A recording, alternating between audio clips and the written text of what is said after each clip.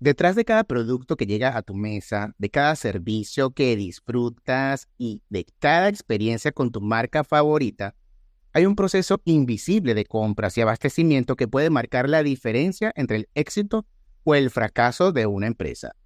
Ese mundo que muchos aún creen puramente técnico y transaccional, hoy se ha convertido en un campo estratégico donde juegan la innovación, la cultura y también la experiencia del cliente.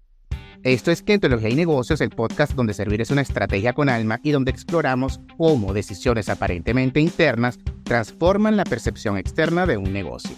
Soy Raúl Camacho, el coach Raúl, y hoy tengo un invitado que ha sabido darle un nuevo rostro a las compras o al procurement, como también se le conoce, en el mundo. Se trata de Javier Carnevali, quien es director de compras y abastecimiento estratégico del Grupo Herdes en México, compañía líder en alimentos y exportador en más de 20 países. Por cierto, vale la pena mencionar para este público que quizás está iniciando en el mundo de los negocios, que este tipo de cargo también se le conoce en las grandes corporaciones como CPO, Chief Procurement Officer. Javier, venezolano, ha liderado un proceso de integración cultural, digitalización y sostenibilidad que ha cambiado la forma en que la organización entiende y vive sus compras. Bienvenido, Javier. Muchas gracias, Raúl. Un gusto acompañarte y estar este rato aquí contigo conversando sobre un tema tan interesante, a veces subestimado en algunas empresas, pero totalmente clave para generar buenos resultados en los negocios. Sin duda alguna, y bueno, por cierto, quiero que sepas que en este momento estoy en modo aprendizaje. Sabes que en muchas empresas, Javier, y tú me corregirás, las compras se ven como un gasto y no como una inversión. Otras veces algunos piensan que estar en el área de compras es comprar barato, pero ¿cómo cambiar esa mentalidad en líderes y equipos para que el procurement se convierta en un generador de valor? Mira, yo creo que, como tú lo mencionabas ahorita en la introducción, el tema cultura es fundamental. Hay un tema de cómo fuimos criados y quizás el área de compra es un área que no es un área tan protagonista a veces como un área de ventas, un área de marketing, un área de finanzas. Y se ha mantenido un poco ahí en el back office, haciendo labores quizás muy transaccionales, muy de colocar órdenes de compra, hablar con proveedores, efectivamente negociar precios y no mucho más que eso, ¿no? Entonces, si uno se queda, digamos, en las funciones tradicionales de un área de compra, sí te vas a quedar mucho en lo transaccional, pero está en el mismo liderazgo que tiene que tener un área de compras moderna, el ir incorporando distintos elementos que le permitan demostrar que hay mucho más valor que agregar, más que simplemente reducir un gasto a través de la negociación de precios. Por ejemplo, acelerar innovación para nosotros y para mí que llevo ya más o menos 20 años trabajando en esta área, cada vez más hemos ido demostrando que podemos apoyar los procesos de go-to-market, de ir al mercado con productos innovadores, y desde el área de compras tenemos una función primordial en la integración de los proveedores, por ejemplo, en toda esa generación de ideas de nuevos productos y en la incorporación de los proveedores en los procesos de desarrollo de nuevos productos, de investigación, etcétera. Otro ámbito que yo considero que también se considera como valor agregado tiene que ver con la eficiencia de los procesos. En la medida en que yo sea capaz de agilizar mis procesos de compra, pues voy a hacer que la empresa a su vez agilice decisiones, adquiera productos y servicios de la manera más eficiente, más rápida, y eso obviamente va a ayudar a las otras áreas del negocio. Otra forma de agregar valor es reducir riesgos. Después de la pandemia se hizo muy claro el rol que tenemos las áreas de compra como esa área que contribuye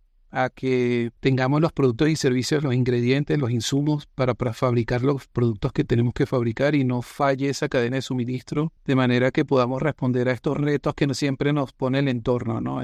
Desastres naturales, guerras, pandemias, etcétera. Y otro elemento que para mí también es fundamental hoy en día es el tema de sostenibilidad o sustentabilidad. Es decir, el área de compras con un rol protagónico en la relación con proveedores para ayudar a que las cadenas de suministro tengan un impacto cada vez menor hacia el medio ambiente y generemos un bienestar social mayor hacia nuestras comunidades. Entonces, esos elementos adicionales, lo que yo te diría, convierte a un área de compras hoy en día en algo más estratégico que lo que tradicionalmente conocíamos como área de compras, que era el que colocaba una orden de compra y negociaba un precio y listo. Es algo que va mucho más allá, no solamente entonces estar metafóricamente pues entre cuatro paredes o detrás de un computador, sino también esa relación que hay con tus proveedores, con el entorno. Y mencionabas algo muy puntual, que es la sostenibilidad, que no solamente está para las industrias, sino también para el sector de los servicios. Y algo muy importante, Javier, porque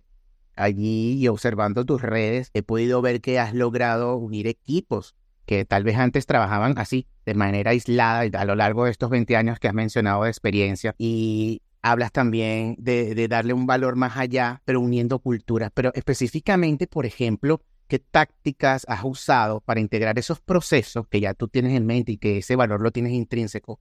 Pero entonces, ¿cómo llevarlo a esos otros líderes que están contigo y que esto pueda orquestarse para impactar no solamente en un resultado de una medición, sino también en la experiencia de los clientes internos y externos? Correcto. Fíjate, yo creo que lo primero que tenemos que reconocer las áreas de compra es que somos un área de servicio. Es decir, estamos diseñados para satisfacer unas necesidades de unos clientes. En este caso, muy dirigido a las necesidades de unos clientes internos, porque efectivamente nosotros no tenemos mucho contacto con el consumidor del producto, pero sí tenemos contacto y un rol importante que jugar en llevar esos productos a ese consumidor en todo el proceso de marketing, de ventas, de cadena de suministro, de logística necesario para que ese producto que se fabrica o ese servicio que se entrega llegue al consumidor y, lo más importante, satisfaga sus expectativas. Entonces, el entender que somos un área de servicio ya nos debe poner en un modo y en una cultura y en una forma de ser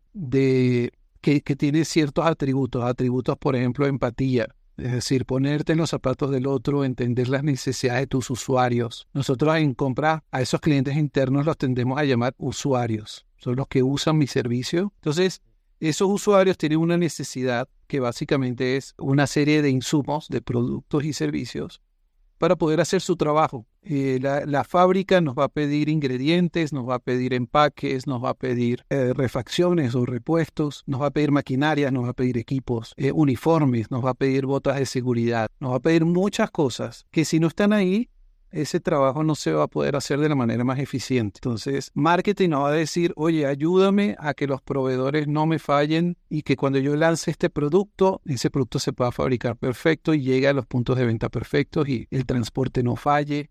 Y toda esa cadena de proveedores que se vuelven mis aliados para llegar a ese mercado, pues cumplan con su deber y cumplan con su parte del trabajo y nos permita generar esos procesos acelerados de innovación y de creación de nuevos productos. El área de finanzas siempre me va a decir, oye, ayúdame a reducir gastos, ayúdame a reducir inventarios, a no tener tanto dinero parado ahí en cajas, en un almacén, sino que esté en una cuenta bancaria ganando o en unas inversiones ganando intereses, ¿no? Entonces el área de finanzas también se vuelve un cliente nuestro desde el punto de vista de que tenemos un rol bien importante, más o menos un área de compras que gestione, por ejemplo, los materiales directos que tienden a ser los de mayor volumen de gasto en una empresa, por ejemplo, como la que yo trabajo, que es de consumo masivo. En una empresa de consumo masivo, la mayoría del gasto en la fabricación de productos se va en materias primas, en empaques, por ejemplo. Entonces, cada vez que yo puedo lograr hacer una negociación de materias primas y empaques que permita reducir el gasto,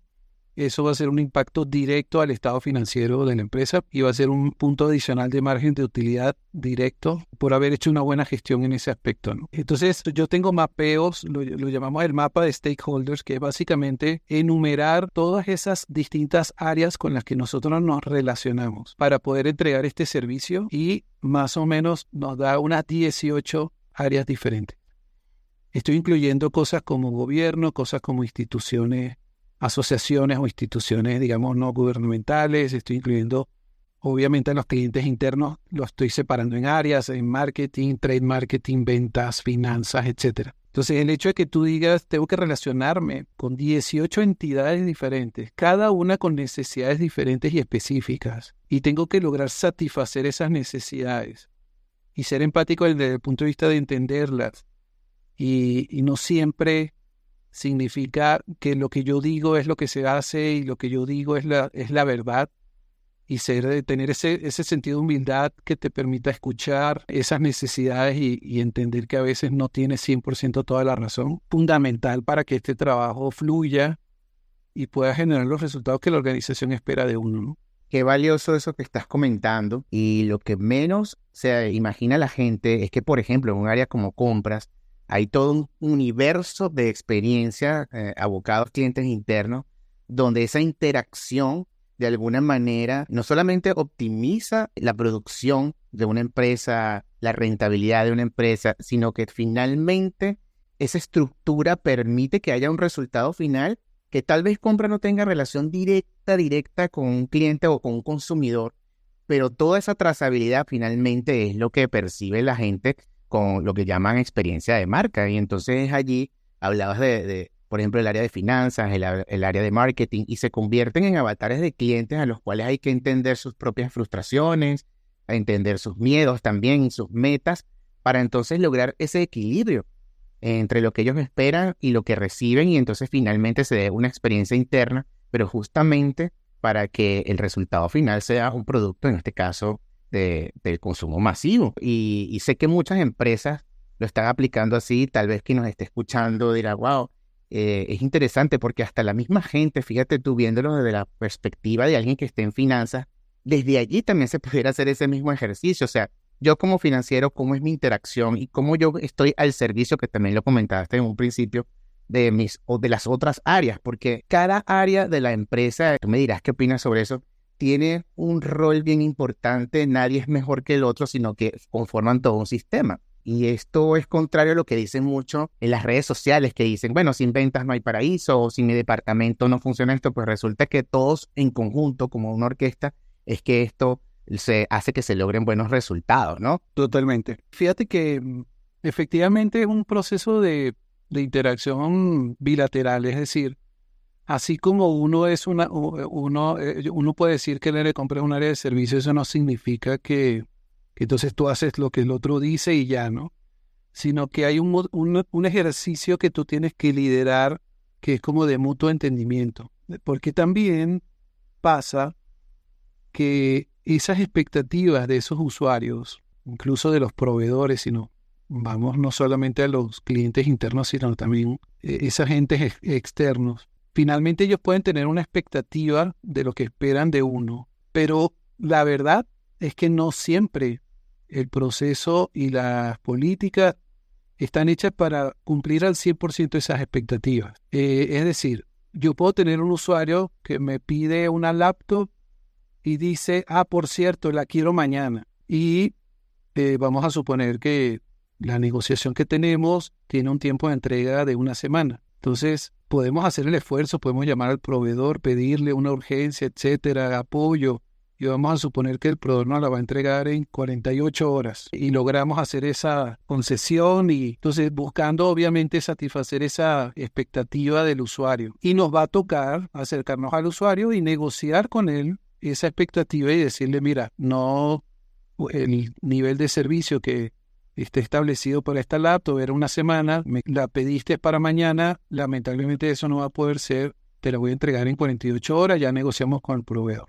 Entonces, y buscar alternativas, ¿no? Yo puedo decirle, oye, vamos a acercarnos a sistemas, a ver si te pueden prestar una laptop mañana y entonces ya en 2 días te la entrego y ya buscas otras alternativas. Pero, y ahí está un poco esa vocación de servicio, ¿no? De resolver finalmente el problema en lo posible. Pero hay un trabajo bien importante de aterrizar expectativas mutuamente, tanto las que tú esperas del otro como lo que el otro espera de ti, sentarse en un proceso formal de conversación y dejar hacer esos acuerdos internos que queden claros de qué me vas a entregar tú, cómo me lo vas a entregar y qué te voy a entregar yo y cómo te lo voy a entregar. Y no subestimar que eso quedó en una conversación y bueno, ya lo puse en un correo, yo te lo dije el otro día, si tú no lo escuchaste no es mi problema, sino al contrario, es sentarse y dejar acuerdos formales, casi como si estuviéramos hablando de una relación de un proveedor con un cliente. Solo que estos son relaciones de proveedor-cliente interno. A mí me ha ayudado mucho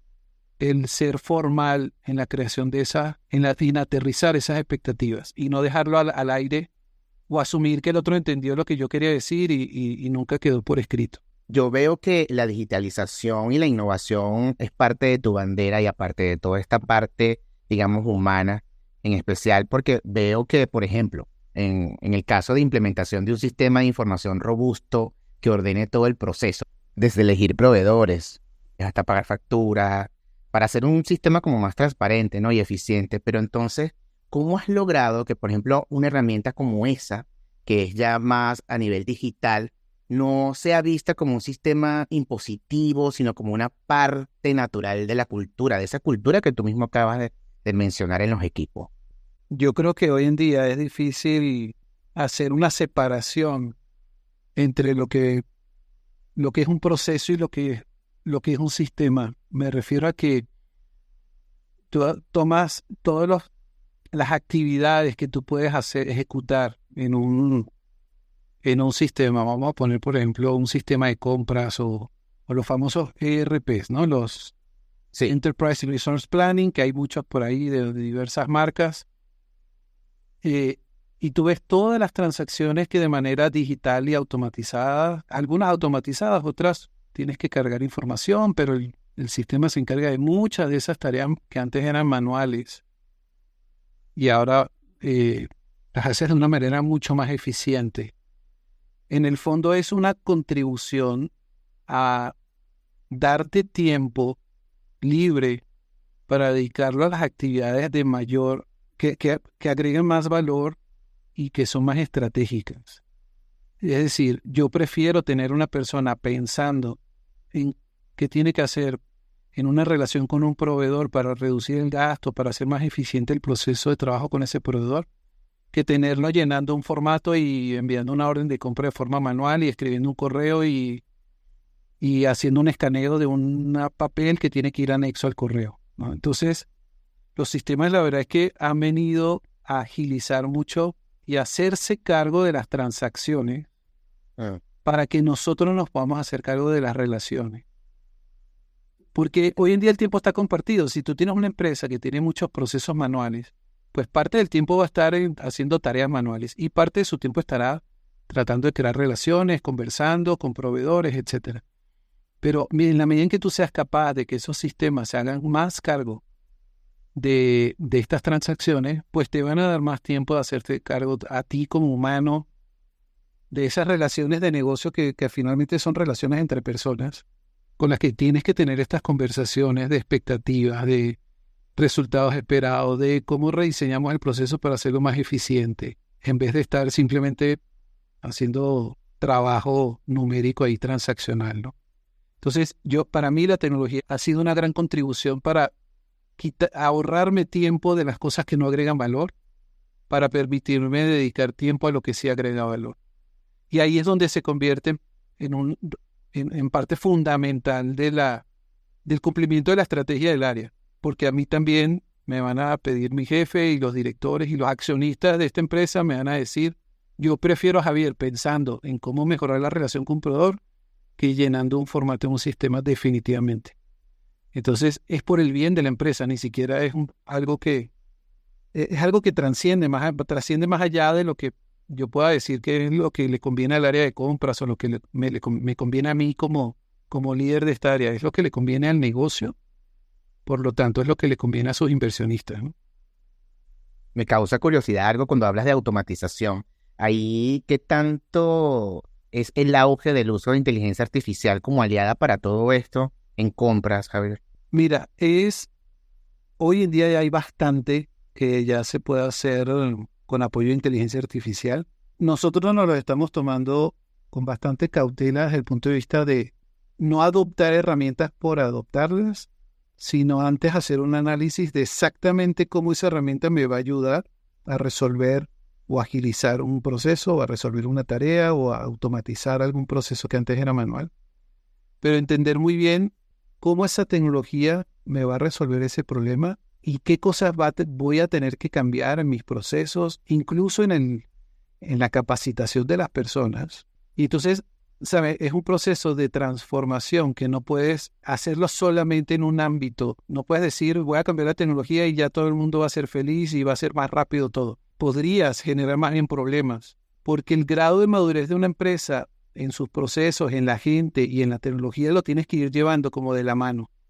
Si yo voy a implementar una nueva tecnología súper avanzada, yo debería trabajar también en los procesos para que esas actividades que hacen las personas en su día a día también sepan exactamente cómo esa tecnología los va a ayudar y la persona sepa exactamente qué tiene que hacer y esté formada y entrenada y tenga las competencias para manejar esa tecnología. Yo no hago nada implementando inteligencia artificial en un proceso de compras si mi gente no tiene idea de cómo usarla. Entonces, más bien puedo crear frustración porque les digo, oye, aquí está la herramienta nueva que ahora hace este paso del proceso automáticamente. Ajá, ¿y qué necesita el sistema? ¿Qué dato me va a pedir? ¿Qué me va a entregar? ¿A dónde le pongo lo que me entrega? ¿Me entrega un archivo? ¿Me entrega un texto? ¿Qué hago? Entonces, una de las cosas que yo hice hoy en día, ya digamos, hemos avanzado un poco en la investigación, es creamos equipos de trabajo. Una parte del equipo lo dividí en grupos pequeños de 3, 4 personas. Y a cada persona le dimos una tarea de investigar alguna funcionalidad que podamos mejorar, algún proceso que podamos mejorar, alguna actividad que se pueda automatizar gracias al uso de inteligencia artificial. Entonces, estos equipos salieron a investigar qué hay allá afuera que pueda ser implementado o adoptado en términos de tecnologías que nos permita agilizar algunas actividades. Y luego hicimos unas presentaciones de esos resultados de esas investigaciones y ahí fuimos aterrizando cuáles son en concreto y en específico lo que hoy en día podríamos adoptar para mejorar lo que tenemos. Hay cosas que te das cuenta que todavía están muy en el futuro. Tú puedes investigar y yo investigué, por ejemplo, y de hecho hasta me hicieron una demostración de un avatar de inteligencia artificial con el cual puedes hacer ejercicios de negociación. Entonces, imagínate un avatar tal cual como una animación de una persona que se pone en una cámara frente a ti, en una pantalla, y que hay un caso que se plantea de negociación. Y tú interactúas con ese avatar y le haces preguntas y respuestas y él te dice cosas, todo en torno a ese ejercicio de negociación y tú tienes un objetivo que dice, por ejemplo, mira, tu objetivo es reducir el tiempo de entrega y ahorrar $1,000,000 o que quieras en este proceso de negociación. Enciendes el avatar y empiezas a hablar, mira, vengo aquí a hablar contigo para ver cómo hacemos para el tiempo de entrega y tal. Y el avatar te responde y te dice, mira, eso es imposible porque el tiempo de entrega no se puede reducir porque todavía tengo que fabricar y bla, bla, bla. Y empiezas a interactuar tal cual. Y en la venta, obviamente, del proveedor dice, esto ya es un curso de negociación y es la última tecnología y deberías comprarlo. Cuando hice el demo y empecé a interactuar con el avatar, te das cuenta que no es perfecto, ¿no? Y que más bien yo te diría, yo preferiría sentarme con una persona real a hacer un ejercicio de negociación basado en un caso que con un avatar, porque te das cuenta que todavía hay áreas de oportunidad. El avatar de repente se quedaba como en un loop así respondiendo lo mismo y entonces no cambiaba de opinión y entonces, bueno, se ponía en una posición como que no salías de la conversación, ¿no? Entonces, es el tipo de cosas que tú dices, bueno, eso está muy avanzado. En algún momento puede ser que efectivamente la tecnología nos permita sí hacer ejercicios de negociación avanzados con avatars, pero hoy en día, a pesar de que existe, no es algo que sea práctico y que sea utilizable y sea rentable hoy en día aplicar. Entonces, estos ejercicios donde investigamos lo que hay y traemos todas las ideas, pero después vamos diciendo, ok, encontré una herramienta que me puede ayudar a analizar un contrato, por ejemplo. Ok, ¿la aprobaron? Sí, la aprobamos. Le subimos un contrato y después le empezamos a hacer preguntas sobre el contrato y está padrísimo porque te hace un resumen del contrato. Por ejemplo, hicimos un ejercicio donde le pedimos a una aplicación de inteligencia artificial que nos identificara las cláusulas que son débiles en el contrato. Con esa palabra, así, tal cual, cláusulas débiles. Y tal cual la herramienta nos dijo, mira, la cláusula 3 y la cláusula 7 son débiles por esta razón. La cláusula 3 habla de una penalización, pero no establece el monto, bla, bla, bla, bla, bla, bla. La cláusula tal habla de una ley tal, pero no especifica cuál, no sé qué. O sea, súper útil y muy buena, y es algo que podríamos implementar hoy en día muy rápidamente, sin grandes inversiones de dinero. Entonces, allá afuera hay un mundo de herramientas que nos van a bombardear con publicidad, con promoción y nos van a llegar diciendo que es lo máximo. Y uno tiene que tener esa capacidad de filtro, de decir, déjame ver qué sí me puede funcionar. Para el nivel de madurez de mis procesos y de mi equipo de personas, cuáles son las que yo puedo adoptar ahorita en el corto plazo. Ojo, sí tengo que pensar en el futuro, es decir, cómo mi equipo de personas y mis procesos tendrán que evolucionar en el tiempo para que en algún momento esta tecnología que ya es súper avanzada, sí la pueda adoptar. Pero lo que no podemos es, todo lo que me llega lo veo donde entra y empiezo a armar un rompecabezas que termina siendo una Claro. cosa imposible de manejar, ¿no? Es cuestión, como dices tú, de tener una capacidad de discernimiento y de tomar una decisión de qué es lo que verdaderamente les puede servir finalmente. La inteligencia artificial está todavía en periodo de prueba, pero como dices, hay cosas que ya se pueden ir utilizando. Javier, sé que eres un speaker reconocido en tu área y también he leído por allí que has comentado en varios escenarios y también en las redes que el CPO moderno no es un operador reactivo, sino una especie de facilitador estratégico. Lo has dicho aquí también en el podcast, que además de eso conecta cultura, innovación, experiencia del cliente. Entonces, con todo esto, verdaderamente, ¿quién es Javier Carneval ejerciendo ese rol? Mira, yo te diría que soy el producto de dos mundos. Mis inicios profesionales fue en el mundo de la consultoría gerencial, consultoría de estrategia, de una práctica, llamamos prácticas, una práctica que llamamos medición del valor agregado, que tenía mucho que ver justo con el tema de desarrollo de indicadores, modelos de medición de desempeño, etcétera. Entonces, yo vengo del mundo de la consultoría, es donde me formé los primeros casi, yo diría, unos 20 años de mi carrera profesional. Y después, los últimos 10 años, poquito más, me fui al otro lado de la consultoría, es decir, al lado del cliente, al lado del que gestiona empresas, ¿no? Y empecé a ver el mundo desde el otro lado, ¿no? Del lado del que no solamente tiene que diseñar una metodología para resolver un problema, como lo puede ser un consultor, sino que al que le toca implementar esa metodología y hacer que las cosas ocurran y empezar a generar los resultados esperados de esa optimización o de ese proceso de transformación que está ocurriendo, ¿no? Entonces, mucho yo te diría, de mi estilo de gestión es muy consultivo desde el punto de vista de que me ocupo mucho del análisis de los problemas, de entender qué está pasando, cuál es la situación, cuál es el problema a resolver, de diseñar métodos que permitan resolver esos problemas, pero después de hacerme cargo y de gestionar ese cambio y de liderar esa transformación que tiene que ocurrir para que efectivamente las cosas que diseñaste empiecen a generar resultados, ¿no? Y yo te diría, en ese viaje, en ese estilo de liderazgo hay mucho, en esa gestión de cambio, en esa transformación, hay mucho de habilidades que he tenido que ir desarrollando y perfeccionando, que para mí son fundamentales en todos estos procesos de transformación. Por ejemplo, una de ellas es escucha activa. Dicen que un buen negociador, y yo te diría un buen transformador o un buen gestor de cambio, escucha más que habla. Más que hablar es escuchar. Estamos acostumbrados al estilo de negociación donde hablo y hablo y hablo como una especie de... Es que eso es lo que va a convencer al otro, ¿no? Y hasta que no me diga que sí, pues no paro de hablar, ¿no?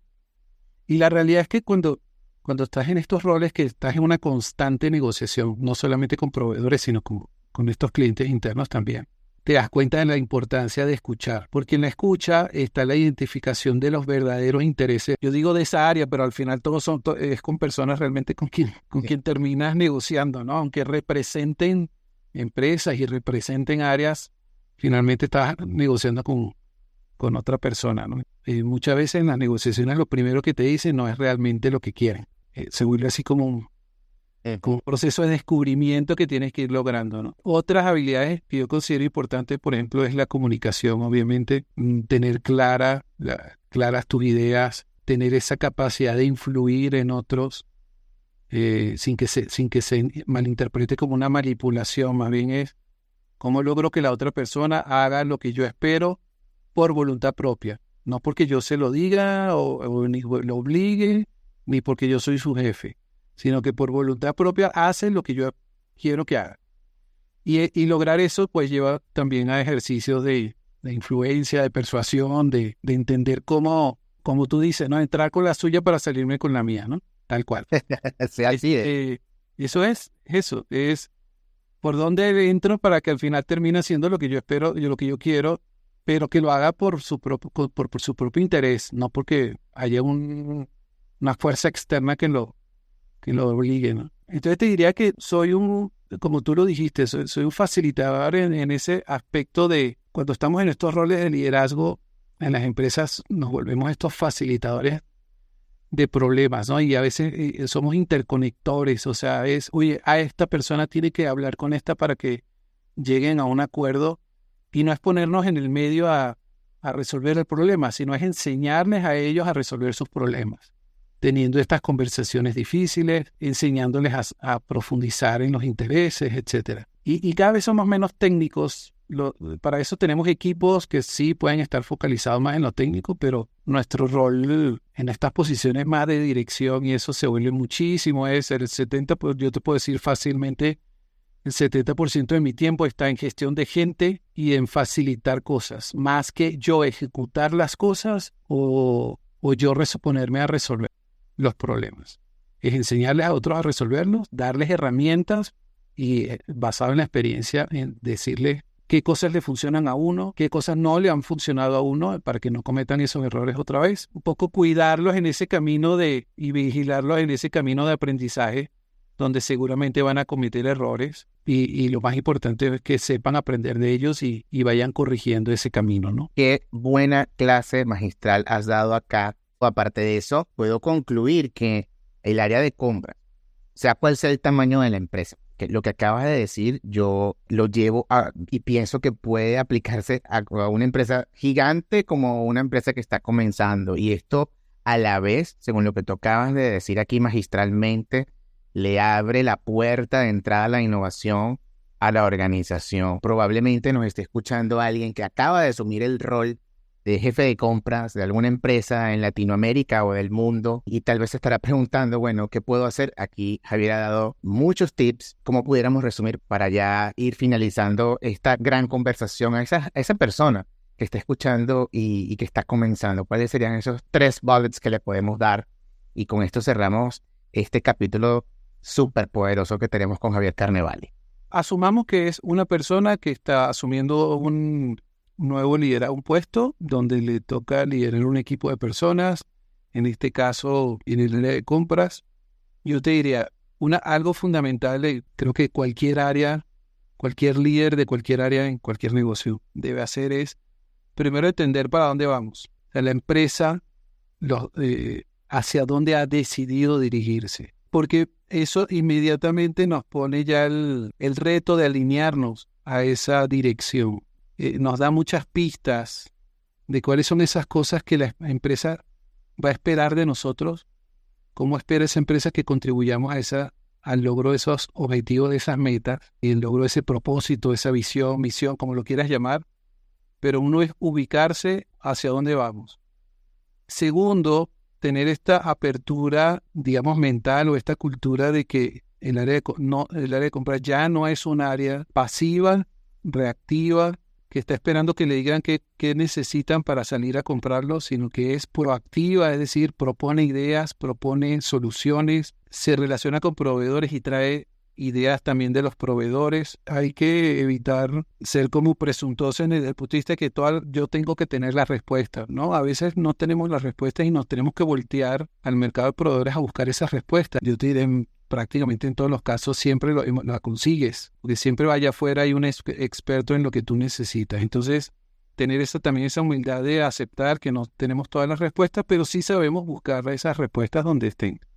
Entonces, uno es ubicarse hacia dónde va la empresa. 2, tener esta apertura de que hay muchas maneras desde el área de compras de contribuir al negocio, no solamente es negociar precios, sino es reducir riesgos, reducir impactos ambientales, incrementar bienestar social, incrementar la eficiencia de los procesos, acelerar la innovación. Eso es lo que podemos agrupar y decir, un área de compras que logra eso. Sería muy difícil para alguien negar, si tú haces todo eso, decir, compras no está agregando valor. Sería muy difícil que lo digan. Y yo te diría, ya a nivel personal, desarrollar estas habilidades, por ejemplo, de comunicación, de escucha activa, de influencia estratégica, de negociación, por supuesto, pero negociación basado en modelos inteligentes de negociación. Por ejemplo, nosotros utilizamos una metodología que es la metodología de negociación de la Universidad de Harvard.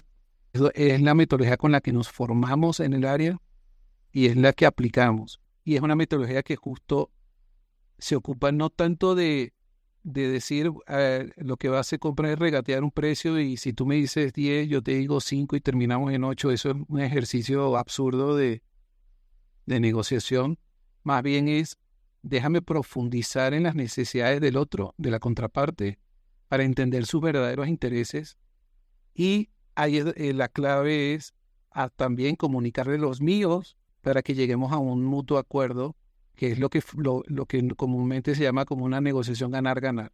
Ese paradigma de que las negociaciones son uno pierde, el otro gana y no es cierto. No es cierto cuando aplicas las metodologías correctas, ¿no? Ese desarrollo de habilidades, llamémoslas soft, pero finalmente se vuelve parte fundamental de las herramientas que debe tener el líder de un área de compras, que es una persona con la que se va a relacionar con muchas entidades internas y externas para cumplir sus objetivos y ayudar a la empresa a cumplir su propósito, ¿no? Tú las llamas soft, que son como power skills, como dice Borja Castelar.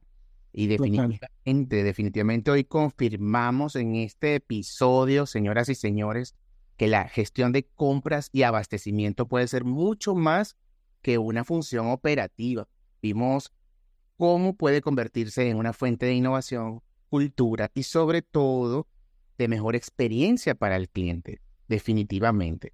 Gracias, Javier, por inspirarnos con tu visión y a quienes nos escuchan les dejo este reto.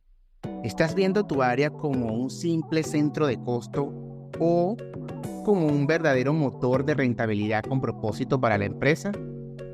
Esto fue Clientología y Negocios, el podcast donde servir es una estrategia con alma. Nos escuchamos en el próximo episodio. Javier, muchísimas gracias. Espero volverte a ver y tenerte en este podcast. Gracias a ti, Raúl. Un gusto.